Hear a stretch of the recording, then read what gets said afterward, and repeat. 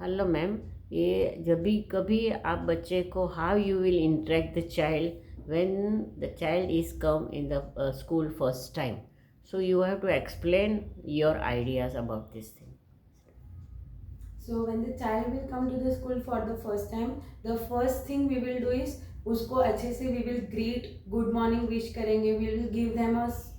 warm hug and उसके बाद we will ask them कि चलो let's do the activities. We'll go through all the activities जो days में है which is already divided and we'll ask in which activity do you like doing the most. If he likes doing coloring, then we'll tell them chalo let's do coloring. If he will tell ke ma'am I want to do writing part or I want to play, then we'll for the first 2-3 days we'll do what they want to do, which will make the bond between the child and the teacher and he will get used to the teacher कि नहीं teacher will come to me and वो बात सुन लेंगे and he will also get settled and after that he in the class also he will get yes they all are my friends and they have to do all the activities.